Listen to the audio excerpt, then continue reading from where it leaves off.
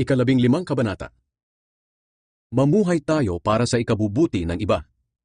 Tayong malalakas sa pananampalataya ay dapat tumulong sa mga kapatid nating mahihina sa pananampalataya. Hindi lang ang sarili nating kapakanan ang dapat nating isipin, kundi ang kapakanan din ng iba para mapalakas ang kanilang pananampalataya. Maging si Kristo ay hindi hinangad ang sariling kapakanan, kundi ayon sa kasulatan. Nasaktan din ako sa mga pangiinsultong ginawa sa inyo.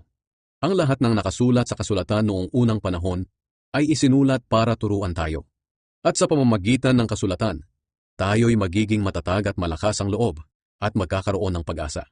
Nawa ang Diyos na nagpapalakas at nagbibigay sa atin ng pag-asa ay tulungan kayong mamuhay ng may pagkakaisa bilang mga tagasunod ni Kristo Jesus. Sa ganoon, sama-sama kayong magpupuri sa Diyos at Ama ng ating Panginoong Hesukristo. Ang magandang balita para sa mga hindi Hudyo.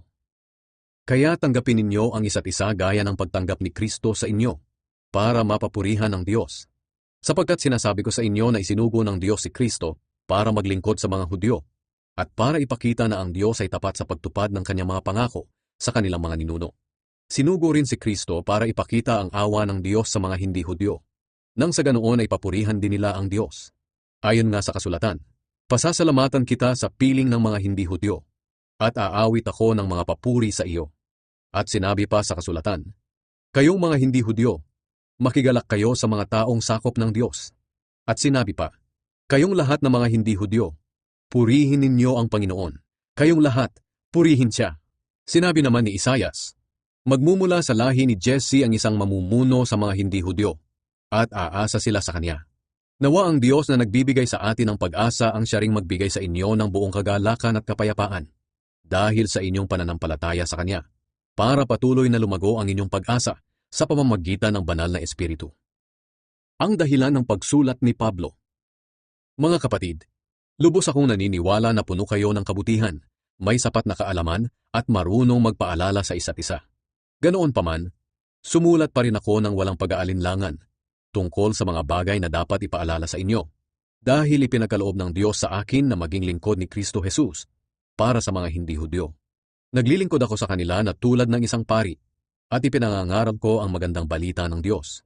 Ginagawa ko ito para maging handog sila na katanggap-tanggap sa Diyos, na itinalaga sa Kanya sa pamamagitan ng banal na Espiritu.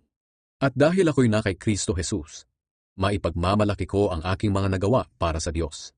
At wala akong ibang ipinagmamalaki, kundi ang mga ginawa ni Kristo sa pamamagitan ko, na nahikayat ko ang mga hindi Hudyo na sumunod sa Diyos sa pamamagitan ng aking mga aral at mga gawa, sa tulong ng mga himala at kamanghamanghang mga bagay na gawa ng kapangyarihan ng banal na Espiritu. Kaya na ipangaral ko ang magandang balita tungkol kay Kristo mula sa Jerusalem hanggang Illyricum. Ang tanging nais ko'y maipangaral ang magandang balita sa mga lugar na hindi pa naipapangaral si Kristo, para hindi ako makapangaral sa lugar na may gawaing pinasimulan na ng iba. Sinasabi sa kasulatan, makikilala siya ng mga hindi pa nasasabihan ng tungkol sa Kanya. Makakaunawa ang mga hindi pa nakakarinig. Ang plano ni Pablo na pagpunta sa Roma. Ang pangangaral ko sa mga lugar dito ang dahilan kung bakit hanggang ngayon ay hindi pa ako nakakarating diyan sa inyo. Pero ngayong natapos ko na ang mga gawain ko rito, at dahil matagal ko nang gustong pumunta riyan, inaasahan ko magkikita-kita na tayo ngayon. Dadaan ako riyan sa pagpunta ko sa Espanya. At alam ko magiging masaya ako sa ating pagkikita kahit saglit lang. Inaasahan ko rin na matutulungan ninyo ako sa pagpunta ko sa Espanya mula riyan. Pero sa ngayon, kailangan ko munang pumunta sa Jerusalem para ihatid ang tulong sa mga pinabanal ng Diyos. Sapagkat minabuti ng mga kapatid sa Macedonia at Akaya na magbigay ng tulong para sa mga mahihirap na pinabanal ng Diyos doon sa Jerusalem. Masaya nilang ginagawa ito, at ito ang nararapat, dahil may utang na loob sila sa mga kapatid sa Jerusalem.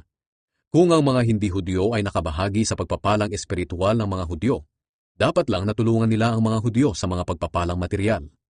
Pagkatapos kong maihatid ang nakolektang tulong sa mga kapatid sa Jerusalem, dadaan ako riyan sa inyo bago ako pumunta sa Espanya.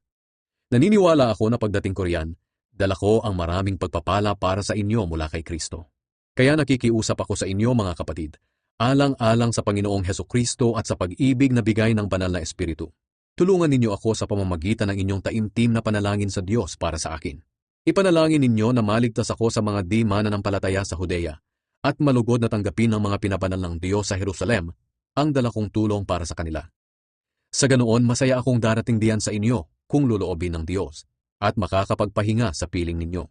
Patnubayan nawa kayo ng Diyos na nagbibigay ng kapayapaan. Amen.